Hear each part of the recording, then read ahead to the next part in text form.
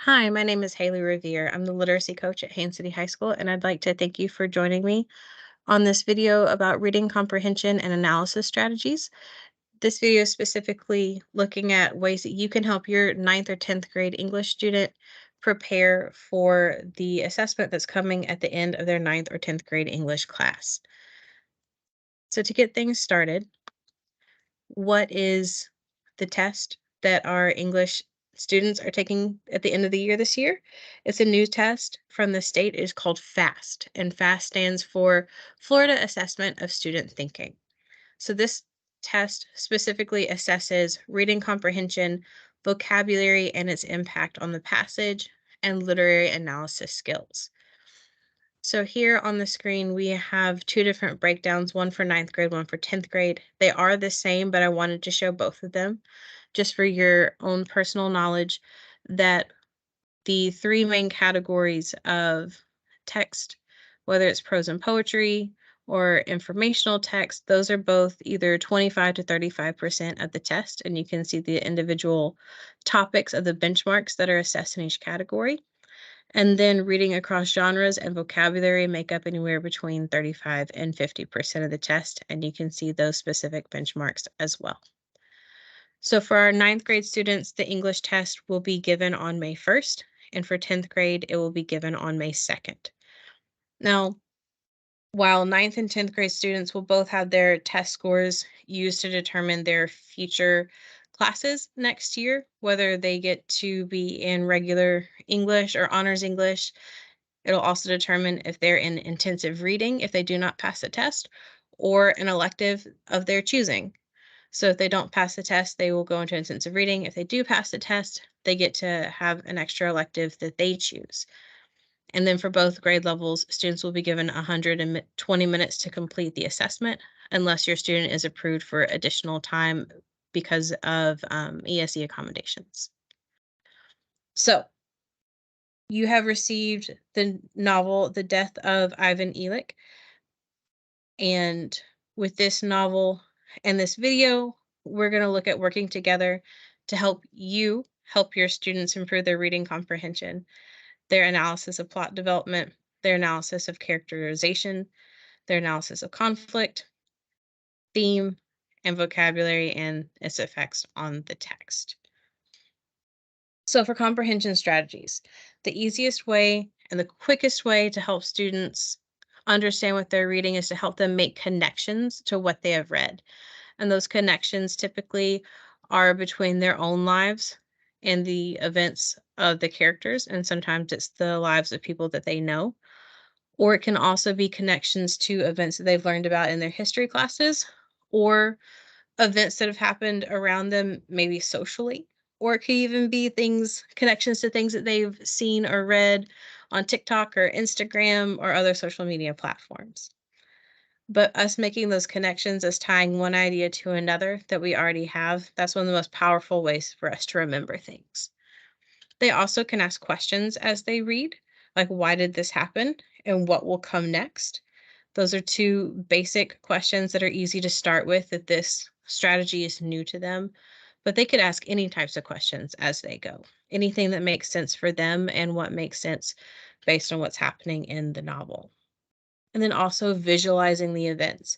If they can try and turn the words on the page into kind of like a movie or TV scene in their head and help them place themselves in the world of the characters, that also gives them something to hold on to as they're reading. They have a mental picture of what's happening, and that mental picture will help them retain the events of what's going on. And then also making inferences. Based on what we've read so far, what do we think these events mean? Or what do we think this character is going to do? Or what do we think will happen next? But again, it's all based on what we know so far. And again, that's called making inferences.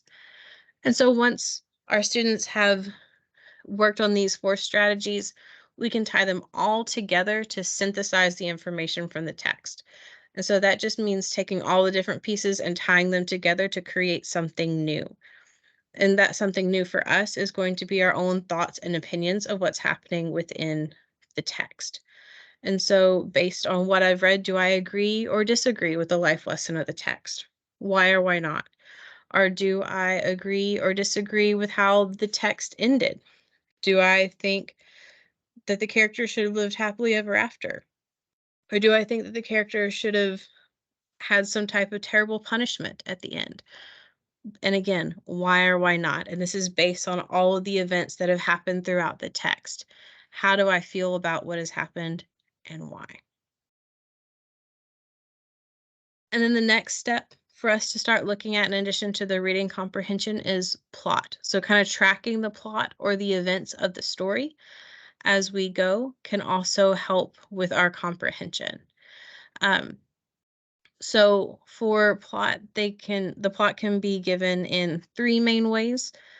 The first is chronological, which is just strictly the order in which they happened. First, this happened, second, third, fourth, fifth, and so on. A flashback is when we have the forward motion of the story happening in chronological order. Then the forward motion is stopped for us to look backwards in time to an event that happened before the story began. And then we come back and continue with the forward motion of the story. And then much more rarely, we do see a plot construct that is in stream of consciousness. And so what this means is that the author is just writing events and ideas as they go and not necessarily putting them in the order in which they happen. So it's up to the reader to determine what the order is and how it all fits together. And so it is a lot more mental work and it is a lot more challenging to follow, but it can be extremely interesting. But again, this is very rare, and our novel of The Death of Ivan Elik is not stream of consciousness. And so, how can you help your student keep track of plot? A really great way is just to write summaries of what has happened at the end of each section or at the end of each chapter. And this can just be like a bulleted list. It does not have to be a formalized paragraph, but it can be if you want it to be, or if that is something that comes more naturally to your student. Um, but again, just some quick ideas of what are some of the major events that happened throughout that section. And if your student is really struggling to remember what they read, this can be done more frequently at the end of each chapter. It can be done at the end of each page. It can be done at the end of each paragraph. Just do the length of sections that make sense for your student and the novel. So just try to work and see like a logical pause within the text. That would be a good stopping point for them to make some quick notes.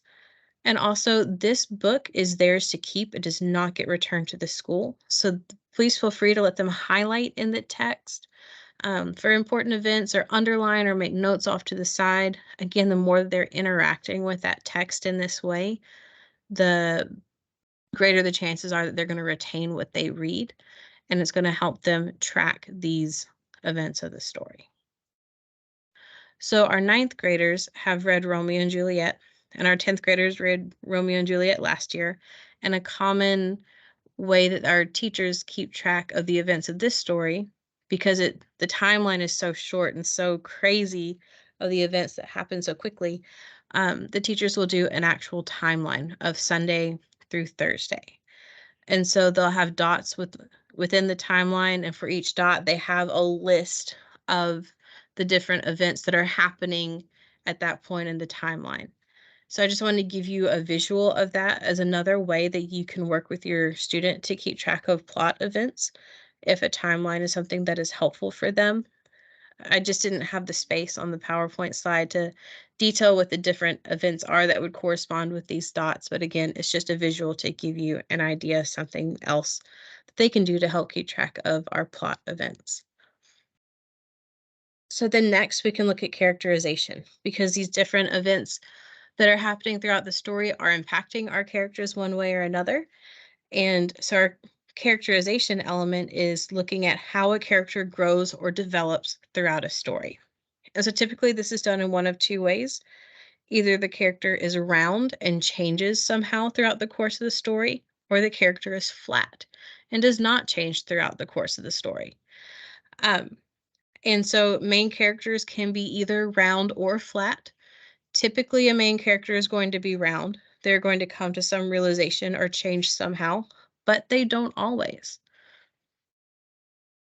And so, one way to help you and your students keep track of these characters and how they change is to create a chart that looks similar to this one. This is a very basic chart, and it has on the top of your screen, or the top of the chart, you can see all the different characters that you're going to come in contact with throughout the story and all the different chapters throughout the novel. And then at the very bottom of the chart, it says, how have they changed? So for Ivan, when we first meet him in chapter 1, you can give a brief description of him, and then the next time we see him in chapter 2, you can write some quotes or a summary of actions that he did that show us what is he like in chapter 2. What is he like again in chapter 3? And you can fill all the way down. And then when you get to the end of the novel, you can go back and look at what he's like in each one of these snapshots and see from beginning to end, how is he different? And you can do that for each of these other characters as well. And some of these characters are round and some of them are flat. So if you don't see any change for some of them, that's okay. That could be correct for that character. But again, this is just a quick graphic organizer that you can easily make at home to help keep track of who these characters are and what they're like at each point within the story. And then conflict. These characters are going to have conflict. And so conflict is the struggle between two opposing forces. And so the three main opposing forces that we find in literature are man versus man, which is where a person in the like a character in the story is in conflict with another character in the story. Or man versus nature, where our character is or in conflict with something within his environment. And then man versus self, where the character is having some type of internal conflict. Maybe there's a decision that they have to make, or there's an idea that they're wrestling with that's affecting them. Um, those are our three main ones that we would look at. In some novels, you would also see like maybe self or man versus technology. Um, so there are a couple others, but these are our main three that we see in classic literature. And so again, to help us keep track, we can create a similar graphic organizer like we did for characterization. You can have man versus nature, man versus self. And in chapters 1 through 11, make a note of who the conflict is between, what is the conflict, and start making notes all the way down. And by the time we get down to the bottom of the chart, we should be able to see what the main conflict is and how that conflict gets resolved, or if the conflict gets resolved. And so again, the idea of the analysis is tracking it and how did we get there? How does it change? What are the steps that it took to get there? And then theme. Typically between the character development and the conflict, we see these life lessons that are presented throughout the text, and the character usually learns or ignores the life lesson that is available to them. And so themes are created again by these ideas that keep getting repeated. And by the end of the story, we as the reader are able to see some type of lesson that we can learn that comes from these different ideas that are repeated throughout the text. And so when we write a theme, it has to be written in a specific way. Themes need to be universal, which means that they can apply to anyone, anytime, anywhere. But sometimes people write story specific lessons instead of themes. And so we do need to take a second to look at the differences. So again, a universal theme can apply to anyone, anytime, anywhere. So an example from Romeo and Juliet could be whatever is meant to happen will happen, because this idea of fate keeps coming up over and over again throughout the text. And so whatever is destined to happen will happen. But a story specific version of that could be Romeo and Juliet wanted to be together despite being from rival families. And in the end, they still were not together. So this idea that they were not destined to be together. So they were not together. But the story specific version only applies to Romeo and Juliet and their specific scenario, whereas the version under universal theme can apply to a 17-year-old in 2023 here in the United States. And so, again, another basic graphic organizer, staying in our same type of format. These are the three ideas that are repeated throughout the novel of The Death of Ivan Illich. And so you can just keep track of when these ideas pop up throughout the novel and what is being said about either the right life, um, the inevitability of death, and inner life versus outer life. Where do we see these ideas coming up? What's happening? You can write a quick little summary, or what's a good quote that's being used and referencing one of these three ideas. And again, as you go throughout the novel, you'll be able to track these ideas and come up with an overall life lesson that our author is trying to tell us about these three ideas. And then finally, we need to look at vocabulary and how vocabulary impacts the text. And so when we normally think about vocabulary, we think about, hey, I don't know this word. Let's use context clues to try and figure it out. And while that is a very important skill, vocabulary does more than just that, because the author is choosing these words intentionally to create effects on the reader. And so when we look at vocabulary, we need to look at the mood, which is the words that affect, or the words the author uses to affect the way that the reader feels, or in tone, which are the words the author uses to indicate how they feel about the topic that they're writing about, and then how they create or support a claim, because sometimes authors are trying to sway readers to believe their side of an argument. And so create or support a claim isn't really going to be present in a novel like what we're doing. It's going to be in an informational text. But I just wanted it to be clear that that is something that vocabulary is used for as well. So specifically mood, and again, mood is how the reader feels. So you are the reader. Mood and me both start with M's. That's how we teach the kids to remember it. And so here's an example from The Raven. Ah, distinctly I remember it was in the bleak December, and each separate dying ember wrought its ghost upon the floor. And so here the words bleak, separate, dying, and ghost are creating this very melancholy, very like almost haunting mood at the very beginning of the poem. So the reader is already introduced to this idea that um, maybe something supernatural is going on. It's not necessarily going to be a happy poem. There's some internal struggles that are going on here, maybe even struggles that are going to be revolving around the idea of death. Um, but again, it's creating a very melancholy, sad, haunting kind of feeling for the reader as they start this poem. And then for tone, which again is how the author feels about the topic that they're writing about, we have an example from The Crucible, Act 1 of The Crucible by Arthur Miller.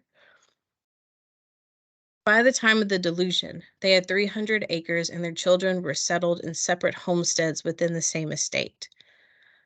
So what we're talking about here is the Salem witch trials, and there's a family who had come into a lot of land, so much so that all their children were able to create their own homes and have land within the land that the family already owned.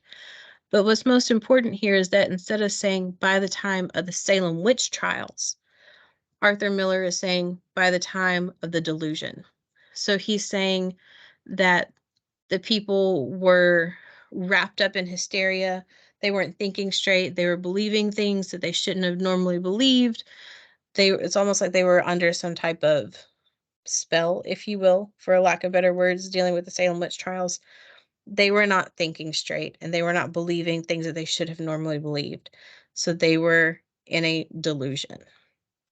So that's telling us as a reader that Arthur Miller isn't buying the story that the people of 1692 Massachusetts are selling.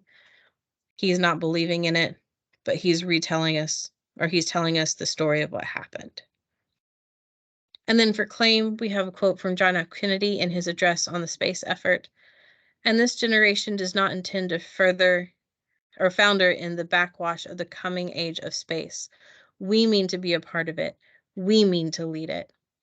And so here he is using very inclusive language of this generation, and we mean saying that we are going to work together and we are going to accomplish this task, which is helping his audience, the American people, to feel included, like they're part of something much greater, which makes them much more likely to go along with him in this journey and help him to accomplish the goals that he's setting forth for the American people.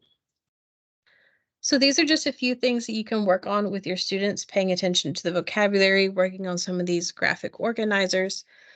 And then if you would like some additional information or if you have any questions, these are the email addresses of Miss McEntee, who's the assistant principal over English and Reading, our testing coordinator, Miss McDonald, and then I am the literacy coach, Haley Revere, and that's my email address as well. But I do want to take a quick second to show you this website right here, flfast.org/families.html, because it has some additional resources that you can use with your students. So when you type in that web address, it's going to take you to this part of the FLDOE website. And so here you can click on take a sample test for grades 3 through 9. And this is going to allow you to see how these different skills will be assessed for your students. And so this does require a guest user and a guest session. So you're going to leave these two toggles on and you're going to click sign in. And here you can select any grade from 3rd through 12th, but we're going to focus on 9th and 10th. And for the purpose of this demonstration, we're just going to go ahead and click on 10th grade. And this year, the state is field testing the writing test. Our school is not selected for the writing field test for 10th grade. It was for 9th grade. So if you'd like to see that, that's what this button will show you. But we are going to focus on the reading test because that is what our skills that we are currently going over, that's where they're going to show up. And so if your student has accommodations, those accommodations are going to show up here. And then if your student would like to change the settings of the test, like make the print size larger, change the color of the text and the background of the screen, they can do that here. And if they'd like to change the color or size of the mouse or the pointer, they can do that there as well. Once they've done that, you can click select. Test settings is going to take them back to that screen that we were just on. View Help Guide is going to show them how they can manipulate the testing platform, which is the same as the FSA platform that they've been used to for the past several years. But if they'd like a review, that is what this screen is for. You can click the back button, and then we're going to click Begin Test Now. And so here you have a couple of passages put together, some informational passages, and then you have 8 questions that revolve around either passage 1, passage 2, or a combination of the two. So you can answer the question, you can click next, or you can click the actual number at the top. Select the word from passage 1 that comes from a Latin root. You can click that here. I'm just clicking buttons for the sake of demonstration, and you just keep going. Select 2. You can keep clicking next and working through here. I'm going to skip to question 8 and next. And then this is going to take us to a poem. So this section focuses on fiction. And again, we have the same types of question stems as we did in section 1. Here again, it's giving us an excerpt from the passage and we're being asked to select 2. We're selecting a line. I'm going to go ahead and click to number 14, select 2, and then we ask for an answer. I'm going to click next. It's going to ask us to end test. Click yes. And these are just the questions that I didn't answer. So it does flag them for your student if they accidentally skipped one, and they click submit test. And that is the end of the sample test. Now, because this is a guest username on a guest test session, the answers are not actually submitted. And so you don't get feedback as to whether you got the questions right or wrong. But it does give you and your student both a good idea of what the test will be like and how they will be asked to implement their skills that they have learned and that we've gone over in this mini novel study to see what all these things will actually look like for some extra practice. And so, again, I just want to show you one last time um, the screen with the email addresses so that you have that.